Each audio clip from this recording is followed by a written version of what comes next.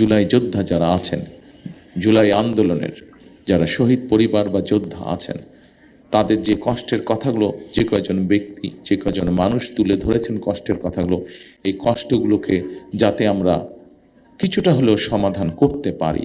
যাকে আমরা হারিয়ে ফেলেছি তাকে তো আমরা ফিরিয়ে আনতে পারবো না, কিন্তু যারা পেছনে রয়ে গিয়েছেন সেই পরিবারের সদস্যদের বিভিন্ন সুবিধা অসুবিধাগুলো যাতে দেখভাল করতে পারি এই মুক্তিযোদ্ধা মন্ত্রণালয়, কারণ তারাও একজন মুক্তিযোদ্ধা, তারাও আপনারা মুক্তিযোদ্ধা হিসাবেই আপনারা গণ্য।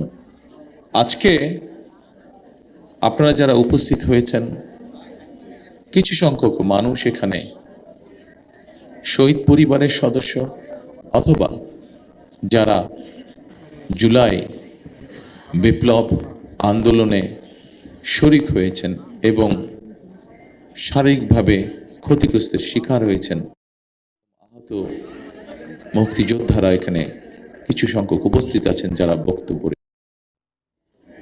আমি যখন ওখানে বসে দেখছিলাম, আমি দেখতে পাচ্ছিলাম বহু মানুষ এখানে আপনারা উপস্থিত আছেন,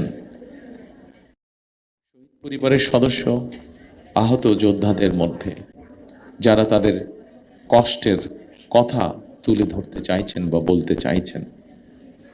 সবাইকে আমরা আজকের এই অনুষ্ঠানে সুযোগ দিতে পারিনি, তার জন্য আমি আন্তরিকভাবে যারা অনুষ্ঠানের আয়োজন করেছেন তাদের পক্ষ থেকে ক্ষমা প্রার্থী আপনাদের কাছে। সম্মানিত শহীদ পরিবার এবং সম্মানিত যোদ্ধাবৃন্দ, এই বিশাল প্রত্যেককে হয়তো এই দিন পেরিয়ে আগামী দিন চলে আসবে, 1 মিনিট করেও যদি কথা বলেন আপনারা, সেজন্যই হয়তো সবাই হয়নি। তবে সংক্ষেপে আজকে সভাপতি ওনার বক্তব্যে একটি কথা তুলে ধরেছেন। আপনারা যখন কথা, আপনাদের কষ্টের কথা, ব্যথার কথা, ত্যাগের কথা বলার জন্য ব্যাকুলভাবে সকলের দৃষ্টি আকর্ষণের চেষ্টা করছিলেন,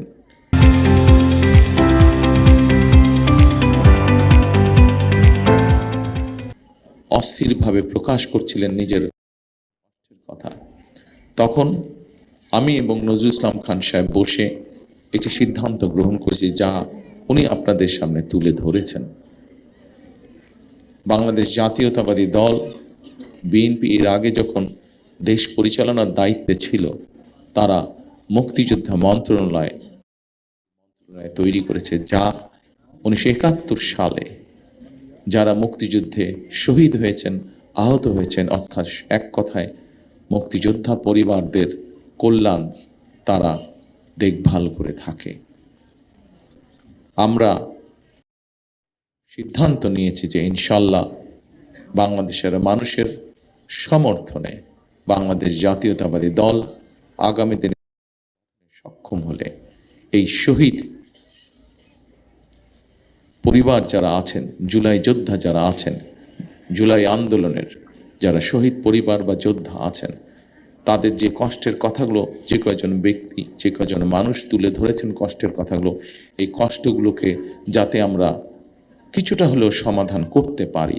যাকে আমরা হারিয়ে ফেলেছি তাকে তো আমরা ফিরিয়ে আনতে পারবো না, কিন্তু যারা পেছনে রয়ে গিয়েছেন সেই পরিবারের সদস্যদের বিভিন্ন সুবিধা অসুবিধাগুলো যাতে দেখভাল করতে পারি এই মুক্তিযোদ্ধা মন্ত্রণালয়, কারণ তারাও একজন মুক্তিযোদ্ধা, তারাও আপনারা মুক্তিযোদ্ধা হিসাবেই আপনারা গণ্য। 71 সালে এই দেশের মুক্তিযোদ্ধারা এই দেশের স্বাধীনতা অর্জনের জন্য জীবন দিয়েছিলেন, এই দেশের স্বাধীনতা অর্জনের জন্য যোদ্ধারা ত্যাগ স্বীকার করেছিলেন।